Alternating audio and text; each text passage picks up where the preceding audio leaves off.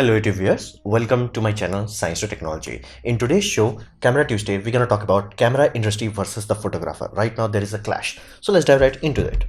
Now, first side effect of this clash is what we call battery health, meaning at this point in time, you have to understand if you are taking a photography seriously, either as a hobby or as a profession as in like you're making money out of it. Does not matter whether you're making money out of using videos, YouTube, Telegram, Instagram, whatever have you, it does not matter. You're making money out of it, you are a professional from it.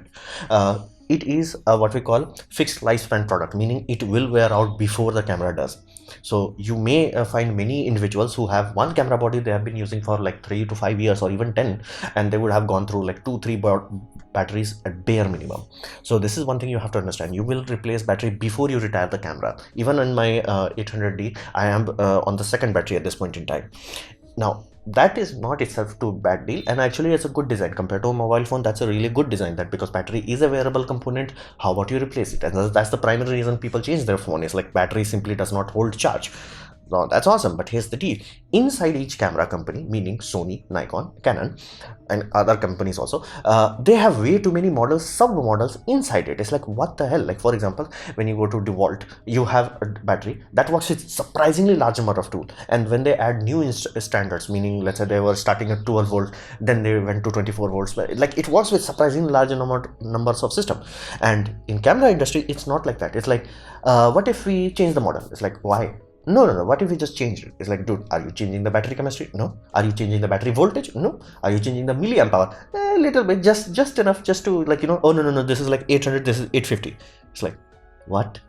Now that creates a very severe issue. I have experienced this personally, because like again, my camera battery charger cradle died. Now again, it happens. It's an electrical component, it dies. Things of this nature happens, and it would have happened to any one of you. It's a normal thing. It happens once in a while. Something electronic craps out. Normal. Now here's the deal. I do live in a okay kind of city, and it does have Canon shops, like as in like Canon verified proper shops. I went there and it's like, hey, do you have a battery cradle for it? The answer was no.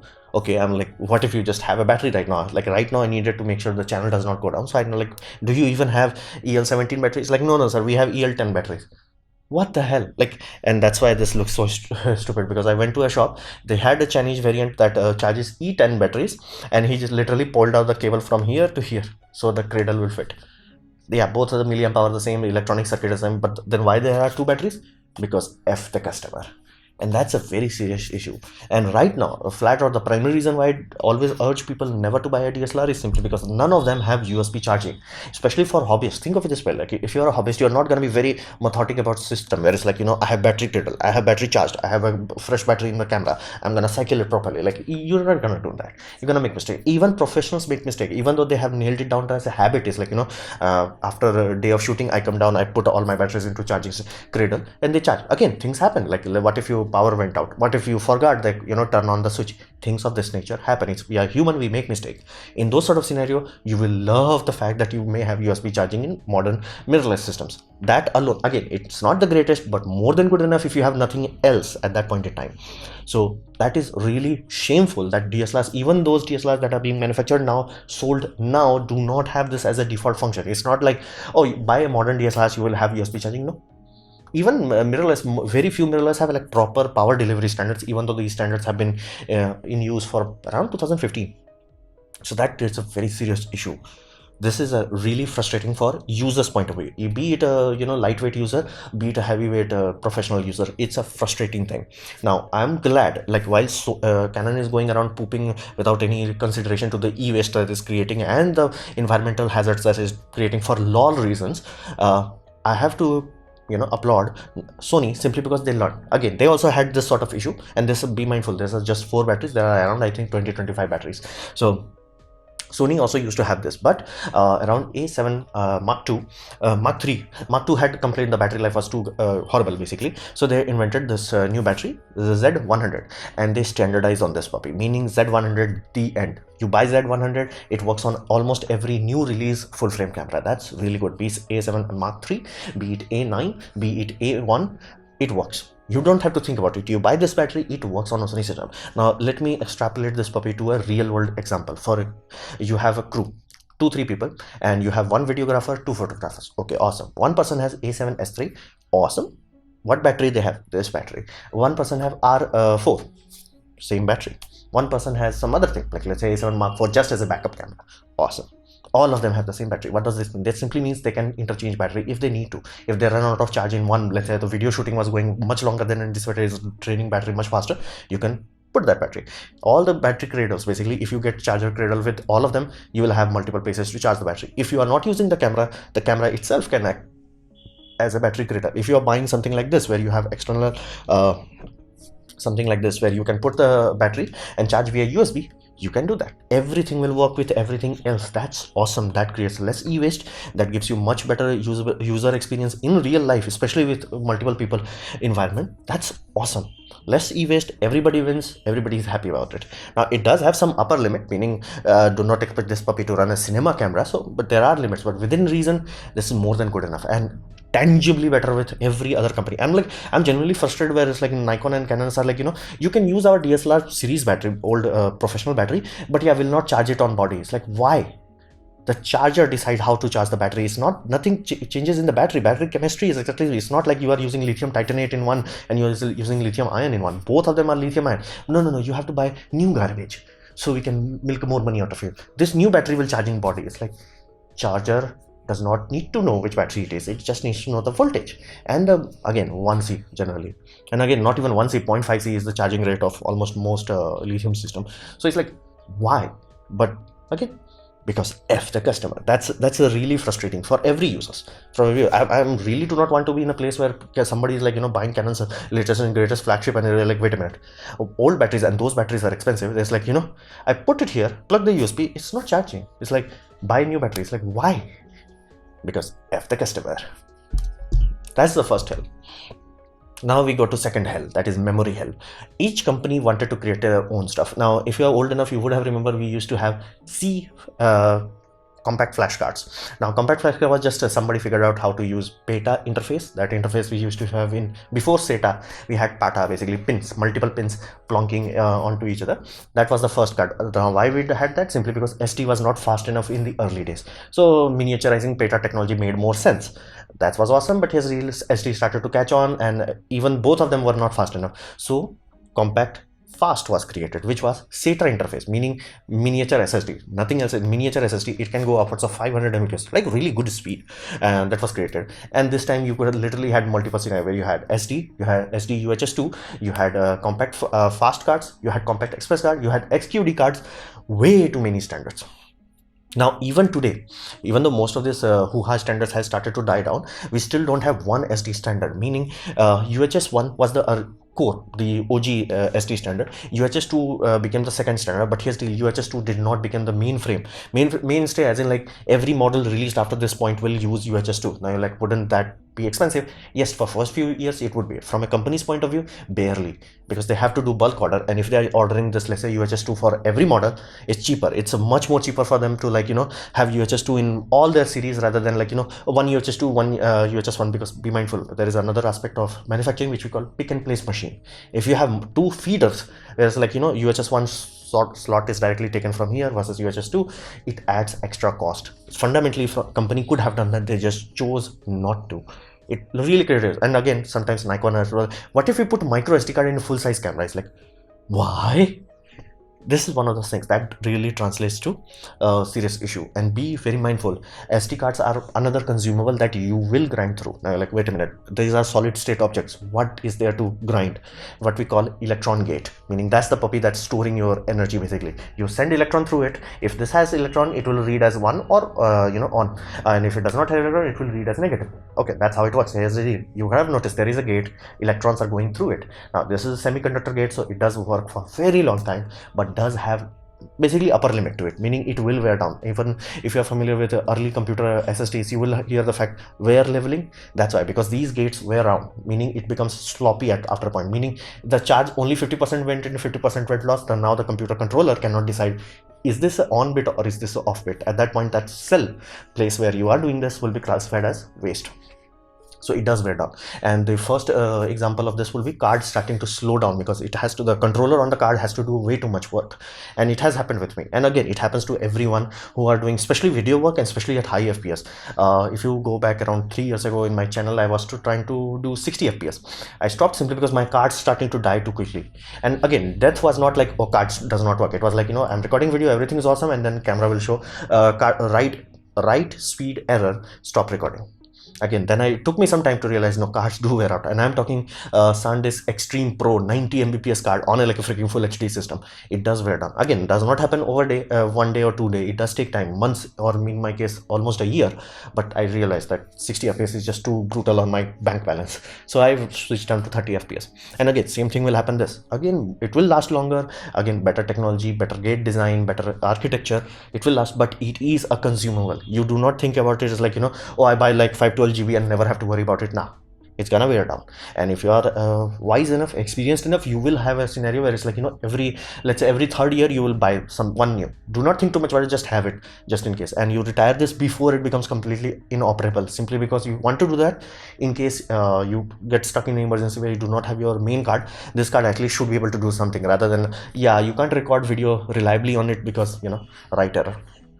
So this is one of those things that we have to understand. And this is the second time Sony literally started to create its own magical format. Now be mindful, XQD and CFast Express was created as a combined standard. Both of the company realized, Compact Flash realized they wanted to create a new standard, nobody will buy it. Sony realized when they made XQD standard, nobody is gonna buy it. Both of them knew. So both of them got married together to create this puppy, Compact Flash Express, Compact Fast Express. Now this is awesome. This is type B. Sony is like, what if you made type A? I'm like, what if you don't? What if you don't? Because Panasonic uses this puppy, Nikon uses this puppy, Canon uses this puppy, Sony's higher end camera uses this puppy. Why the heck you are making A model? And here's the deal. Whenever new format is introduced to the market, it takes time to grab a hold. Then it takes at least a year or two before other companies, meaning not Sony, not Nikon, not Canon, start to release memory cards. Like SanDisk only now recently started to flood the market with these sort of cards, and other manufacturers like ProGrade and all that started to flood the market. But right now, if you buy Sony's camera, you have to stuck with this format, which nobody makes. Like flat out, you can go to B&H, no other company makes that. So you are stuck with that. And again, Sony even did not create it properly. Like the biggest card you can buy is 160 GB. It's like, what the hell? Like you can buy 512 GB. Now here's the interesting part. Price of 512 and 160 is the same. Why? Again, Sony is not a major manufacturer like SanDisk is. SanDisk is like a memory card. That's my jam. That's my bread and butter. I know how to do that. I know how to do that in mass scale. It's like, why did you create this new format? Again, it was there. It was in the what we call documentation of CFast Express Type A, which is single PCI lane. This is single PCI lane. These puppy are single, basically PCI lane 2. That is why you will notice the speed is almost twice. Like this will barely go to 700. That will go to 1400. And there is a bigger version that is type C, which is supposed to be a cassette type, which will have 4 PCI lane. So 4 lane, 2 lane, 1 lane. They did not need to create this 1 lane system. It's like there is no more than enough space. That's why like Nikon does this, Canon does, like imagine it this way, like if this was become the end, like you buy this, you do not think about it. It's like, oh, does it work with Nikon? It works. Does it work with Panasonic? It works. Does it work with Sony? It works. But we don't have that. Again, Sony used to try this thing. Again, they had SD card association when they were using Sony Ericsson and PlayStation Vita. Before PlayStation Vita, PlayStation Portable, they had like Magic Stick Pro Duo, Magic Stick Micro. I had this, like my mobile had this. Again, it did not success. Like that's why you will notice even till A7 Mark III, you will find this symbol, literally this Magic Gate symbol on the card reader, because they wanted to like pretend as it like, you know, it's still alive, still so Nah, it died horribly. They still did not learn from this. That's memory hell that we have to deal with. Now we come to another aspect, the bright hell, which we call flash hell. Now flash photography is an important thing. You may not do it, but I can guarantee you know someone who does it, or does it prominently enough where it's like, dude, if flashes stops working, I'm dead, I'm broke other day. So it is one of those things that is important. From an industry point of view, it is really important. Now, many times you will have like, just buy a company from you bought your model from, like let's say Canon, Nikon, Sony. Now here's the many times these first party options are just not up to the task. Meaning, if you need huge flash, good luck finding the first party variant. And again, in case of me as an Indian, I do not even have all the Canon variants. Like, there are multiple Canon options that will suit me, but they are not sold in India. It's like some are only sold in America, some are only sold in Japan. Like there's like supply chain issue. Same goes with Nikon, same goes with Sony. Now, that on top of that, like, assume, let's say I could buy that, they are idiotically overpriced. It's like, god damn it, 28,000 rupees is just too much for a goddamn basic bitch flash. That's just like too goddamn high. Now, every time you hear the word hot shoe, you know for a fact that it represents something. Why do you know that? Because it's a standard, as in industry standard, meaning inherently all these puppies should work with everything else. It does not. Basically, it's supposed to. The people who designed the standard thought of it in such a way, same way SD Association thinks of itself. It's like SD card works with everything. You say SD, it works. It does not work that way. And that creates a very serious issue, meaning for triggering the system, meaning just to trigger the flash is super easy. The center pin and the outer ground, it works. You trigger that very easily. That's why basic functions on flashes can be done without any issue. All of the flash will work with everything else. However, because modern cameras are far more capable, far more electronic level, it also wants to control the output, meaning how strongly the flash dumps the charge, or how many times it has to flash. For high speed sync, it has to do multiple flashes or sync it. Again, camera needs to tell the flash, hey, only sync, do flash trigger 3 times, do flash trigger 5 times, again if the shutter speed ludicrously fast. So again, it needs to communication bandwidth. It is not standardized, meaning every third party manufacturer, be it Godox or be it what other company, they have to create custom microcontrollers, and specifically for the goddamn company that they are selling for. Meaning, they cannot be like, okay, third party flash works with everything else. It will be like, yeah, it only works with Nikon, yeah, it only works with Canon, or it only works with the older variants of Canon. Because again, company knows for a fact that third party will solve it. They keep changing the basically microcontroller handshake. They have it makes it unnecessarily expensive. It's like, why? Lol. And again, Canon is the worst example of this, simply because they removed the grounding pin in a very cheap model, which was like idiotically stupid. They wanted to make a DSLR that was dirt cheap. Physics does not allow to make you something that is this big dirt cheap. Again, packaging alone will cost you a lot. Shipping alone will cost you a lot. The weight of the material will cost you a lot. So you cannot make something beyond a certain point cheaper, as in like it will become what we call loss leading product if you make it beyond a. Canon made that. So Canon approach was like, what if we mess up a 150-year-old architecture and we just remove the grounding pin? And because again, Canon does know how to digitally talk to all their flashes, they will use the digital communication and it will work with all the Canon flashes, but no third party will work because there is no grounding. Flash would be like, dude, what the hell I'm supposed to do? There is no grounding here. That was really frustrating. Again, camera. And again, I'm like, why do you want someone who bought the cheapest DSLR you have to buy the most expensive speed light? Like, what the hell were you thinking? It's like it was a recipe for disaster. They did that. So it's one of those things that makes photographer life very annoying to deal with, because I can guarantee you know for a fact for many modeling photography, many product photography, they have ludicrously complicated flash setups where they will have multiple flashes, syncing wireless flashes. Good luck with that, because every company has their own proprietary system. So this is one of the third and final bright hell that we have to deal with. Now, why this is happening? Why the heck corporation is directly against you? First, you have to understand, generally the Mark 1 CEO, basically the first original CEO, generally have much more care about the company, because again, it's their product, it's their baby, they care about it. Generally, Mark 2 CEOs, by the time they come in, they're like, only about money, because yeah, company is big enough, company is solid enough, like I want more money, I want to make this company bigger, so I, get richer. They stop to care. Like, you will notice that same thing. You will notice like Ferrari, how the Gen 1 CEO run it, Ford Gen 1 CEO run it. By the time Gen 3, 4 happens, like company no longer had that soul, because again, the person left. And that's why you will notice companies that have Gen 1 CEO, like example Tesla, it has a completely different ethos around it. It happens. It's one of those common things. Now, what is the consequence to a photographer? Well, life becomes hard and expensive, have a serious detriment to profit margins. Because again, let's say 2 years ago you bought a camera that was 2 lakhs rupees.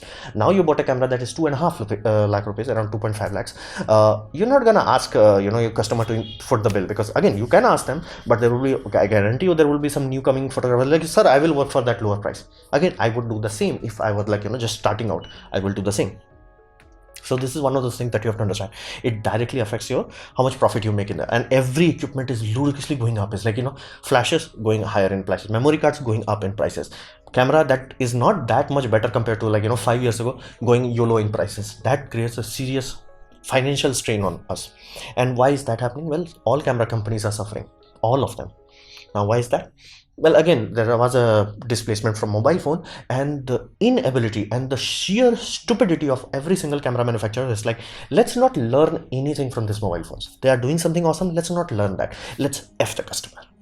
It's like, what the hell? And again, it's a self-fulfilling prophecy. They are getting desperate, and because they are desperate, they are making bad decisions. What does bad decision means from a company's point of view? Short-term gain, long-term losses. Meaning they triggered that sort of like, DSLR, where it's like, center business mode, somebody has to buy their own camera. Let's say that 5 or 6 customer did that. Again, short-term gain. But here's the, I guarantee you, because again, you will Google that, you'll like, everybody was talking about that exact fact.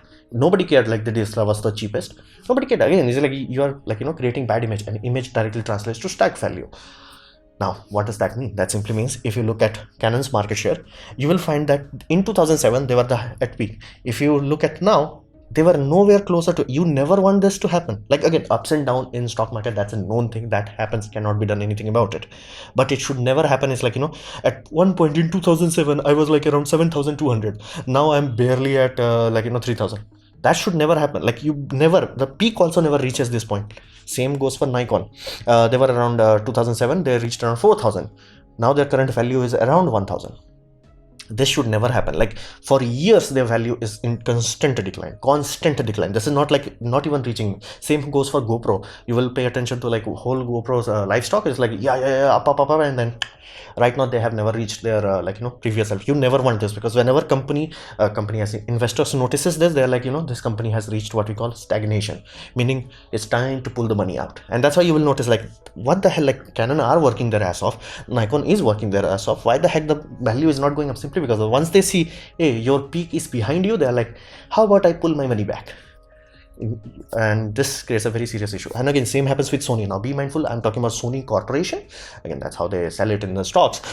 Their peak was like very early on, I think 1990s, when they created Trinitron. That puppy printed money like there is no more. Then they went downhill. In 2012 they were like gone, almost gone, kind of down. PlayStation 3 did not do well. Their mobile division went belly up. Bad time, but they have slowly crawled up, and right now they are reaching around 12,000. Now be mindful, 12,000 is still much higher than these two puppy, and that's why like many times people are noticing that Sony is becoming far more prevalent simply because of that. Again, more money, more R&D, more better products, and better. Again, from a Canon's point of view, from Nikon's point of view, Sony did do many things right. Like almost 8 years before Nikon and Canon took mirrorless seriously, they took that risk, and they did had translucent mirror technology for DSLR replacement. It did not work out. They did not waste time on that. They went mirrorless hard, and again, it started to pay off. Now, what does it mean for us? It simply means there will not be actual R&D. You can notice that. That's why I'm saying whenever you look at the very old cameras versus now, there is no magical improvement. You do not have the luxury. Oh, what if, like, again, there is a RAW engine, there is a JPEG engine. Why can't you process the RAW? No improvement.